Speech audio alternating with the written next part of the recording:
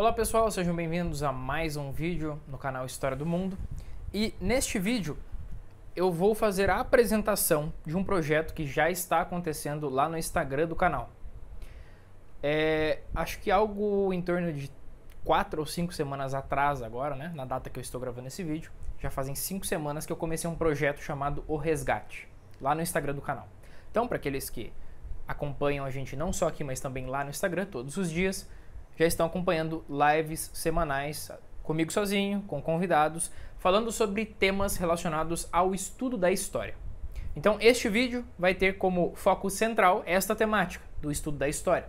Mas vejam, né, aqueles que possuem uma noção mínima sobre essa questão sabem que seria impossível esgotar ou até mesmo arranhar a superfície do que é o estudo da história apenas em um vídeo. Não existe isso.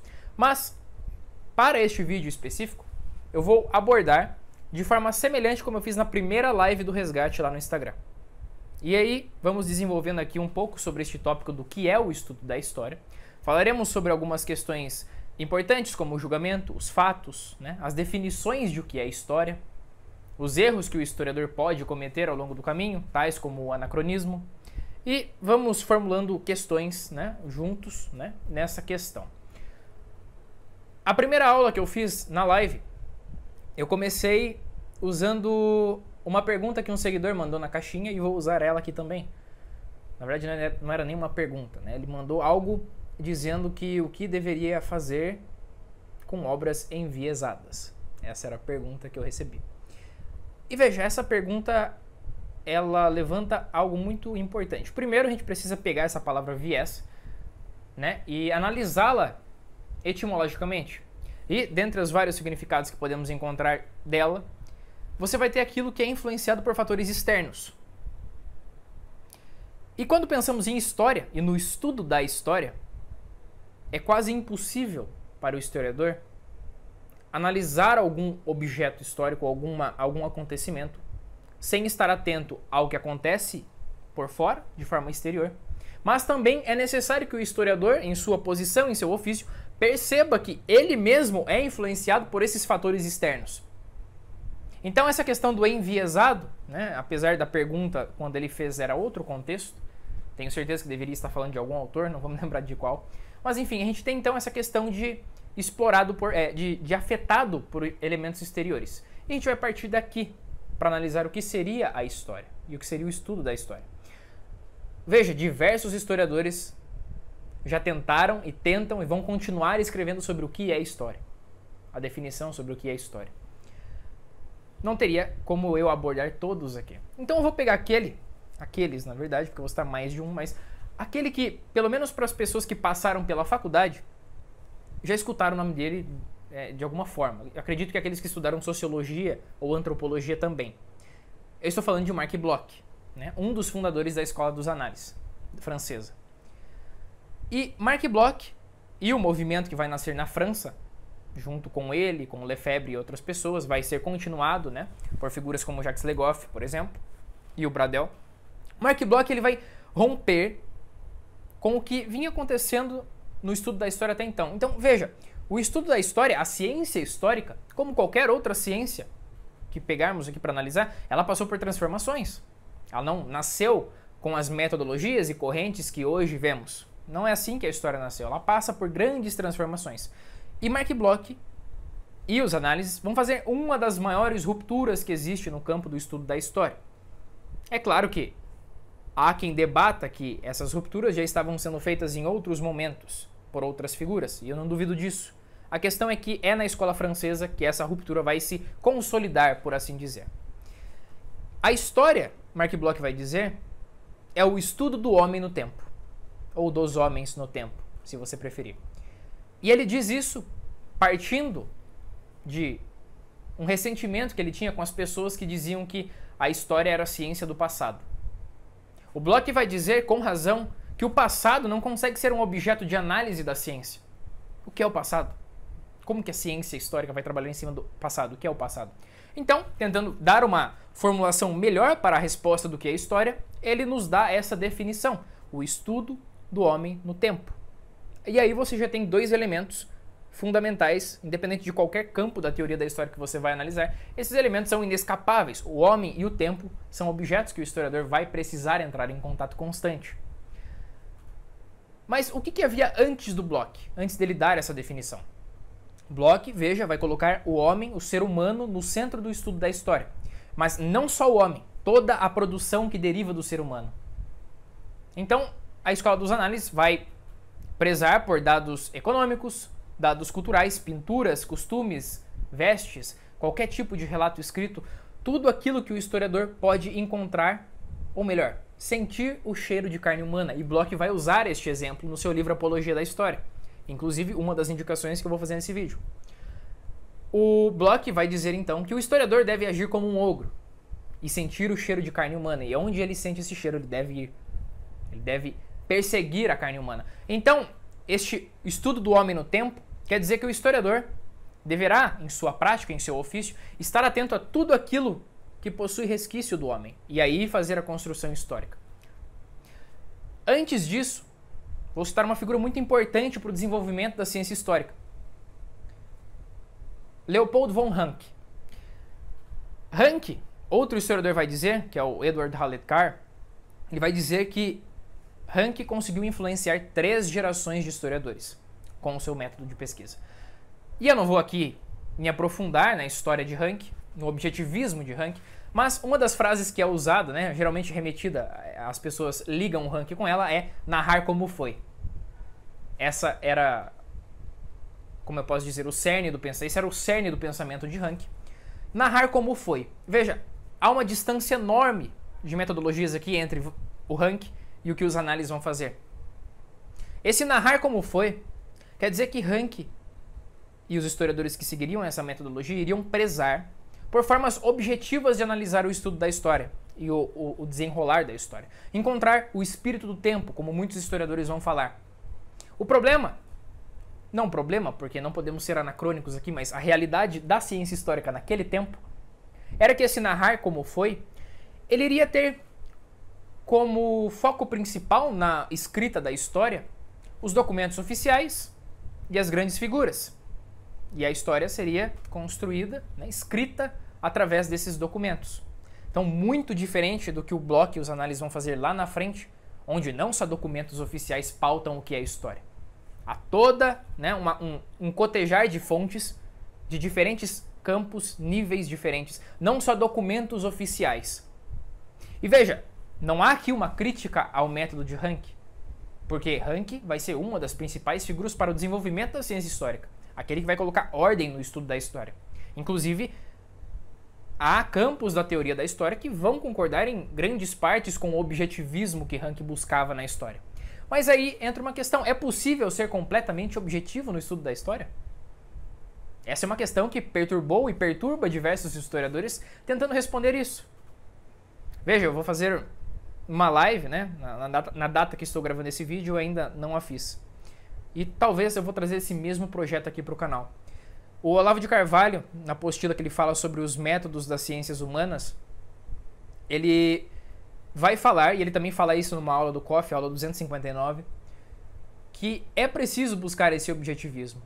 Que o objeto que está sendo analisado, o objeto histórico que está sendo analisado, ele fala, não o historiador fala por ele. Então o historiador estaria recebendo aquilo. Só que é um grande problema aí. Precisamos problematizar essa questão. Porque existem, é claro, situações onde o acontecimento histórico é muito direto.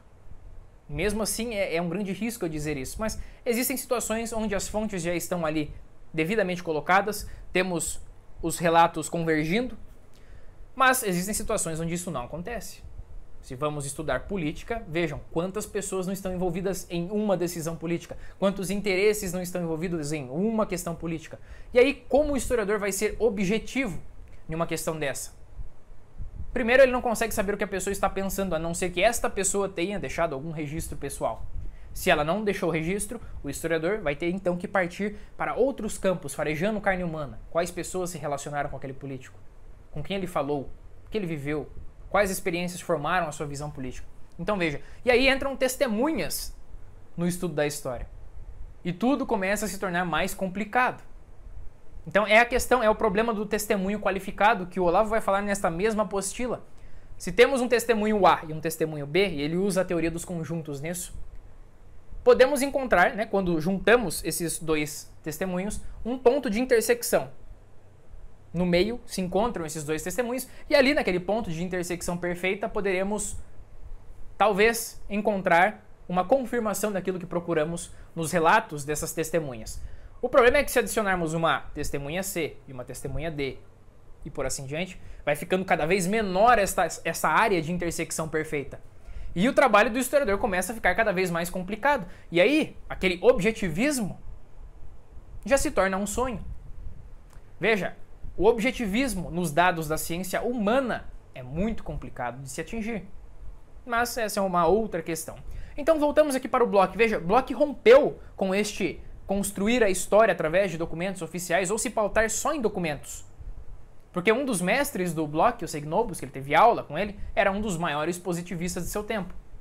E ele vai dizer que a escrita da história é o quê? Reunir os dados, os fatos, os documentos, e daí escrever a história a partir daqueles fatos, aqueles relatos. O Bloch, ele discorda disso, porque ele vai dizer que antes mesmo dessa etapa, o ofício do historiador exige que ele se engaje em um processo onde ele vai primeiro checar aquelas fontes, reunir outros documentos e outros testemunhos para além de documentos oficiais e entra então uma relação dialética das fontes. Este pegar as fontes prontas e torná-las oficiais é algo que os análises vão deixar.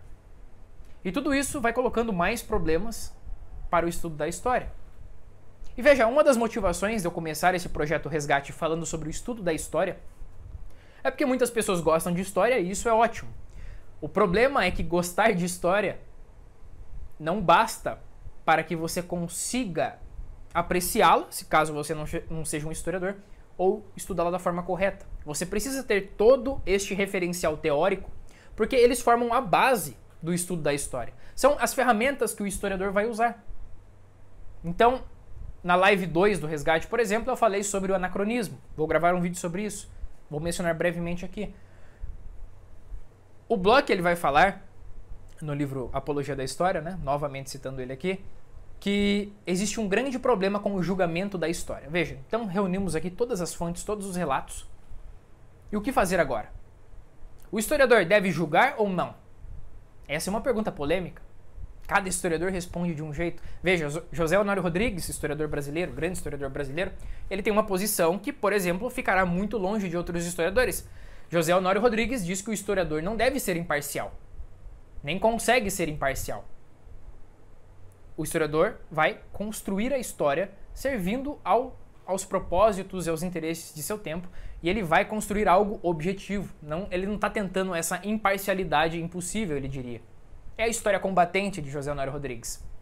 E daí chegamos em Bloch, a definição que ele vai dar é diferente. Ele dá um exemplo. Ele diz que temos a figura do juiz e a do cientista. O juiz coleta os testemunhos, vai analisá-los, igual o historiador, igual o cientista. O cientista também vai coletar ali os dados, ele vai escrever, ele vai pesquisar tudo. Mas chega num ponto onde esses dois se separam. Porque o juiz precisa bater o martelo e julgar o caso. Faz parte de sua profissão. E podemos dizer que o juiz é imparcial? Deve ser imparcial, correto? Mas veja, o juiz é imparcial se baseando em um conjunto de leis e códigos construídos para aquela nação, né, com os valores daquela nação e daquele povo. Então ele está sendo imparcial dentro de um conjunto daquele povo. E aí poderíamos entrar em um debate se aquilo realmente é imparcial ou não.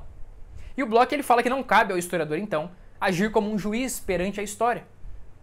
Ele prefere que o historiador tome o caminho do cientista. Só que, veja, eu disse que essa imparcialidade é impossível, né? E eu disse isso porque alguns historiadores vão dizer isso. O Ginsburg, né, que é um dos grandes nomes da microhistória, ele vai dizer, em um artigo que eu vou tentar deixar listado aqui para vocês, um artigo muito interessante, ele vai dizer que a imparcialidade como objetivo da escrita da história, ela pode até ser um objetivo final no trabalho do historiador, mas nunca pode ser aquilo que vai pautar a parte inicial do trabalho. Porque o historiador é um homem inserido no tempo. Vocês concordam comigo, né? Todos estamos aqui presentes, eu estou presente aqui no meu bairro, na minha cidade, no meu estado, no meu país. Eu tenho a minha religião, eu tive as minhas influências culturais, você também. Então, por mais que o historiador se esforce ao máximo para se desligar da realidade e se desconectar de tudo, ainda vai ter algum valor nele. Valores que fazem parte de seu ser. Então, Ginsburg vai falar que as perguntas que o historiador vai fazer para os documentos, porque ele vai questionar esses relatos, é impossível a imparcialidade naquele momento, mas ele pode tentar buscar, narrar como foi, né, talvez trazendo o ranking de volta aqui, o máximo possível para a parte final do trabalho. Então vejam como essa questão do julgamento da história é muito complicado. E é claro que vamos ter correntes, principalmente correntes materialistas, né, que vão julgar, vão bater o martelo em cima de fatos e pronto.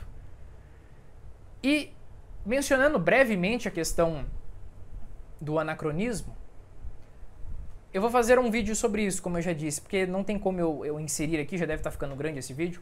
Mas o anacronismo, o Bloch vai dizer que é um dos maiores erros que o historiador pode cometer. Diz ele que é o maior erro, na verdade. Engraçado que em um outro artigo que eu li, vão falar que o historicismo, acho que foi o João Camilo de Oliveira Torres vai dizer isso, né? Que o historicismo era um dos grandes pecados. Mas enfim, o anacronismo é algo que o historiador deve evitar a todo custo, mas é complicado, né? Porque como eu vou gravar um vídeo, eu já falei isso na live, para aqueles que quiserem assistir, tá lá no Instagram. Existem contextos históricos que são anacrônicos, e o Bloch vai falar que o historiador recebe palavras, né? Suponhamos aqui eu vou estudar um período da Idade Média, e eu pego algum escrito lá, algum códice. E aí vai ter algum termo lá que eu vou pegar aquele termo e vou construir a minha história a partir daquele termo. Só que aquela palavra passou por transformações. Não só o tempo passa por transformações, as palavras também. Né? O Bloch ele vai dizer que, para o desespero do historiador, os homens não trocam de vocabulário igual trocam de roupa. Ou trocam de costumes. O vocabulário permanece, mas ele é alterado. E para o historiador encontrar o que ele significa naquele contexto específico, ele precisa ter em mente que existe um anacronismo quase que cultural naquele termo. Então vejam, é uma questão bem complicada e por isso que eu vou fazer um vídeo só sobre isso. Mas voltando aqui para a questão do julgamento da história, tem um livro chamado O que é História, do Edward Haller Carr. Ele vai contar uma historinha lá, né? Eu gosto dessa historinha. Ela é absurda, ela não diz respeito à complexidade que o estudo da história é, mas ela explica muito bem o quão complexo é o julgamento. Então, o Carr vai falar assim: suponhamos que um homem saiu com o seu carro. Ele saiu da sua casa e foi até um bar. E ficou lá até tarde, bebeu muito e entrou no carro para voltar para casa. No caminho, o homem está indo embora e está cheio de neblina. Cheio de neblina, não dá para ver quase nada. E ele bebeu muito, então está dirigindo embriagado com muita neblina. E daí, um homem está cruzando a rua, porque este homem está cruzando a rua para ir em uma conveniência comprar cigarro. E o homem do carro freia, mas o freio do carro para de funcionar. Ele atropela o cara. E aí, levamos este caso, então, para a delegacia, o Carr vai dizer. Como julgar este caso? Porque podemos dizer de bate-pronto que o que matou aquele homem foi o fato do cara dirigir embriagado. Mas e a neblina, que o impossibilitava de ver o cara atravessando a rua? E o freio do carro, que é uma falha mecânica, que não tem nada a ver com o fato dele estar embriagado? Então começa a ficar complexo a situação, porque sabemos que o ato de dirigir embriagado, né, por si só já vai ser um crime. Mas foi o que matou o homem? Ou foi a neblina, que é algo da natureza que está longe do alcance daquele homem, né? Ele não consegue controlar isso. Ou foi a falha mecânica, ou foi ele ter bebido. Mas aí o Carr vai complicar a história. Ele diz que alguns homens entram na delegacia e dizem que o culpado pelo acidente, na verdade, é o cara que morreu atropelado. Mas como, diz o delegado? Ué, se o cara não fumasse, ele não iria morrer, porque ele não estaria na rua naquela hora, atravessando a rua para ir comprar o cigarro. Então vejam, é uma história muito tola, mas ela demonstra que, pense que você é o delegado ali, ou um historiador analisando uma situação tão complexa como essa, quantos elementos não afetam a decisão daquela figura histórica que estamos analisando? Como eu disse, só conseguimos saber o pensamento de alguém se ele fez o favor de deixar algum registro. Do contrário, teremos que começar a caçar elementos em tudo quanto é canto para talvez chegar a alguma conclusão.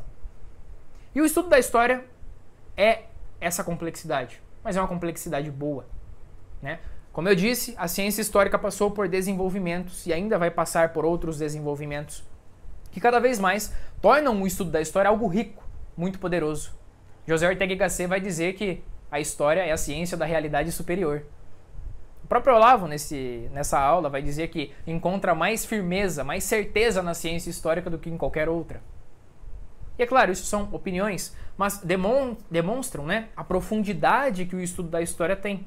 E é por isso que essas lives que eu estou fazendo e agora o projeto que eu vou trazer aqui para o canal, o Resgate, é tão necessário. Porque, sim, é interessante estudarmos períodos históricos específicos como Idade Média, Segunda Guerra, Revolução Francesa. Tudo isso é necessário, é importante. E a motivação do historiador, né? Um artigo que eu gosto muito do professor Ricardo da Costa, né, que ele vai tentar também responder para que serve a história. Ele questiona vários professores, cada um dá uma resposta lá, né? Serve para construir o futuro, serve para isso, serve para aquilo. Mas aí ele fala que no fim das contas as pessoas esquecem que elas estudam história porque elas gostam de história. E esse já é um motivo genuíno, né? Suficiente. É um motivo bonito gostar de alguma coisa. Então veja, se você gosta de história e gosta de estudar períodos específicos, esteja preparado se tratando de metodologias de pesquisa, de compreender a complexidade do estudo da história, né? Pegamos livros, muitas vezes é assim que começamos a gostar de história, pegando livros e lendo. Esses livros já estão prontos, já estão escritos. Mas aí você, conforme vai adquirindo essas habilidades e noções, vai começar a ter uma leitura mais atenta daquela obra. Porque aí você vai se questionar quais são os métodos que ele utilizou, quais são as fontes que ele está aqui mencionando.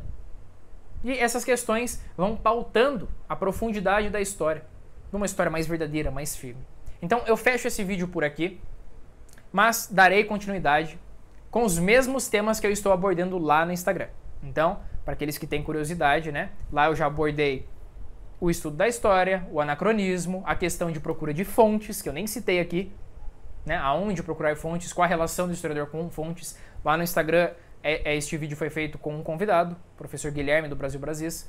Falei sobre José Ortega y Gasset e a história, com o professor Tobias Golão. E o Ortega, eu vou fazer vídeos sobre ele especificamente aqui, vários. Prometo, pode me cobrar. Mas então encerro por aqui. Espero que vocês participem deste projeto do Resgate. E eu sei que está parado o canal, mas tentarei trazer semanalmente esses vídeos aqui. Mas lá no Instagram, todo santo dia eu estou lá. E toda quinta-feira, às 9 horas, tem live do Resgate. Então, espero que tenham gostado do vídeo. Eu vou deixar umas indicações bibliográficas e artigos aqui embaixo na descrição ou no comentário, né? Aproveitem, estudem e comecem a dar o devido valor e a complexidade do estudo da história, a complexidade que forma o estudo da história. Espero que tenham gostado. Dá o like no vídeo, se inscreve se não é inscrito, né? Até esqueci de pedir isso. Faz parte aqui. Compartilhe e espero você na próxima História do Mundo. Até lá!